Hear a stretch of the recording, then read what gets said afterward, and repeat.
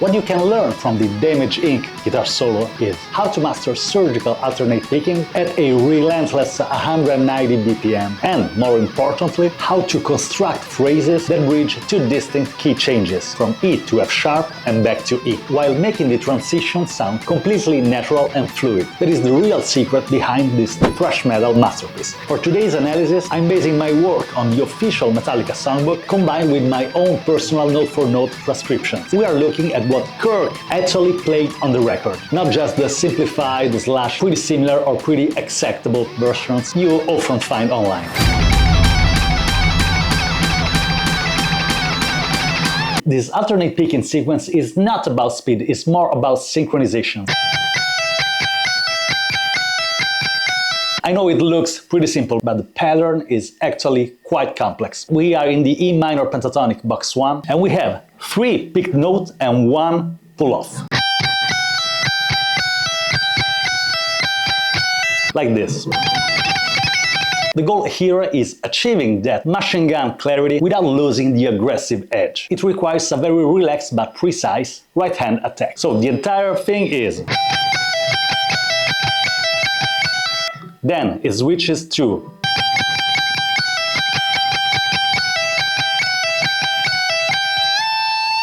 bending from G to A, first string, 15th fret. Hey there, my name is Riccardo Gioggi. I am a professional guitarist and educator, and on this channel I break down the DNA of the most iconic and technical moments in guitar history. If you want to move beyond from just learning the tabs and start understanding the logics and the mechanics behind the shred, make sure to subscribe and to join the community. The next phrase is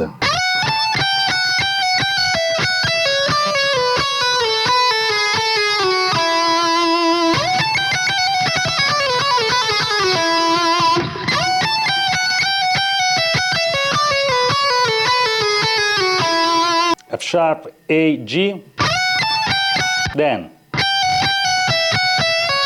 I know it sounds weird on its own, but it totally makes sense in the context. We have 2 pull-offs. Again, pull-off from E to C sharp. Then we have this descending pattern. G sharp, down to E.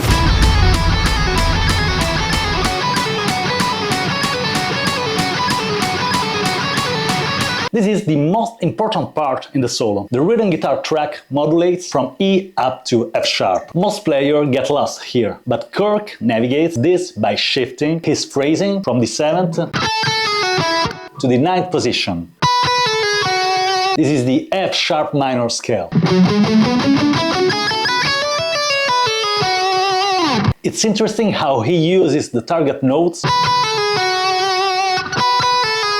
We have minor 3rd and root, and then C sharp 5th, A, minor 3rd, and F sharp root. So it's almost a triad plus the B natural.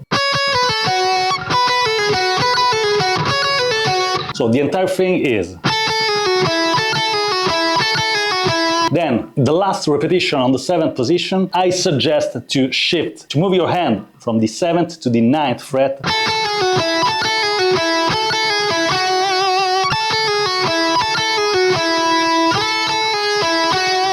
To lean into this F sharp. Then the phrase is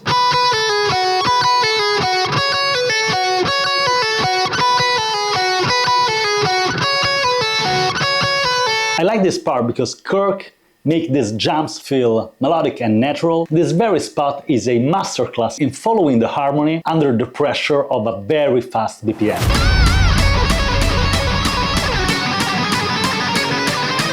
Then we have this pentatonic phrase. Bending E, 17th fret, 2nd string, up to F sharp. Then we have this lick. It's very, very fast. I advise to play a pull-off here, and then down, down, like a mini sweep picking.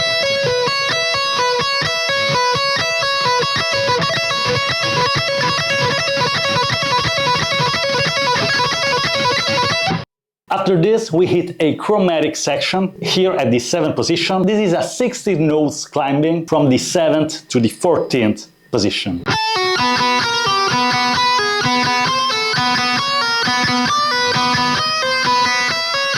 Again, we have one pull off and two picked notes. Pull off, down, up. Pull off, down, up.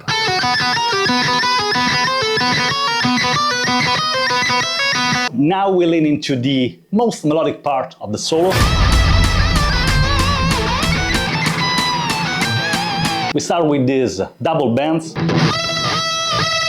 E, 12th fret first string, and E again. This is a bend from D to E. 15th fret, second string.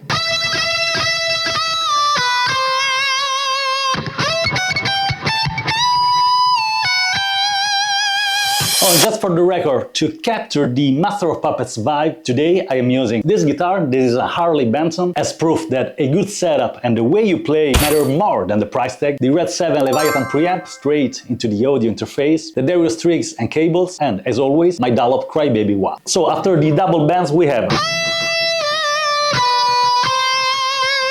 E, D, B, C. Then E, F sharp, G, A, bending, A up to B.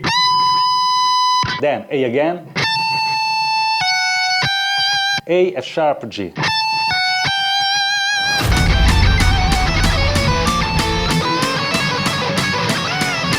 The closer of this sequence is another very interesting moment in the solo.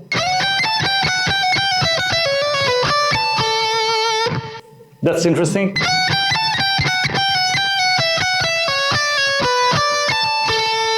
We play these notes A, G, F sharp, E, D, C sharp.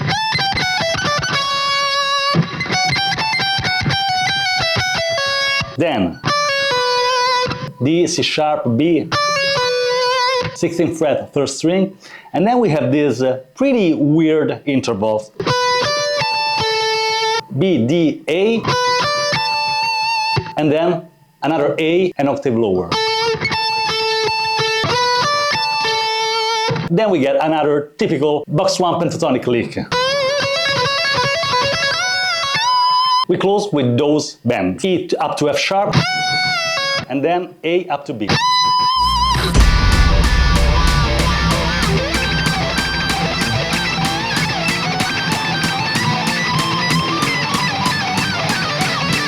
This is the wah pedal moment. I'm not using the wah just for to be clearer in my explanation. We have this double bend again.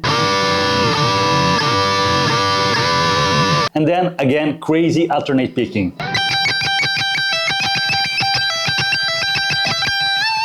Then we have this almost a tremolo picking ascending sequence.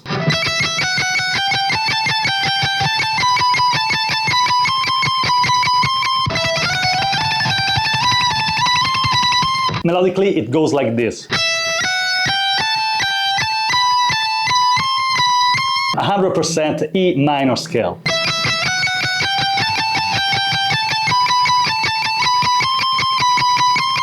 And then we have a typical Kirk Hammett descending run.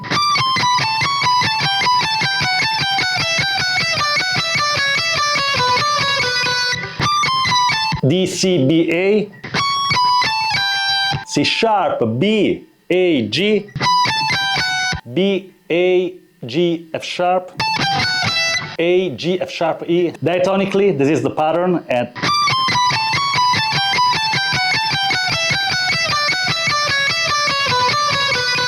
to be honest, on the original recording, if you listen to the isolated guitar track, it's pretty messy. This moment is not completely clear. I believe this is the part, or at least this is a very reasonable explanation for that part. It's funny that we already did encounter this exact lick already 2 times in my Metallica lessons. First one was in the Creeping Death guitar solo and on the Leper Messiah guitar solo. At this point, we can say this is a Kirk Hammett trademark. Last thing in the solo is a chaotic tapping moment.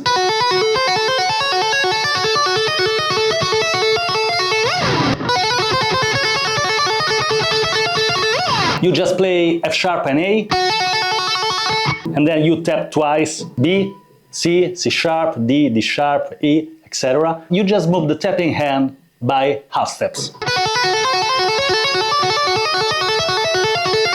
I believe from the recording that the highest note is this F natural 18th fret, 2nd string.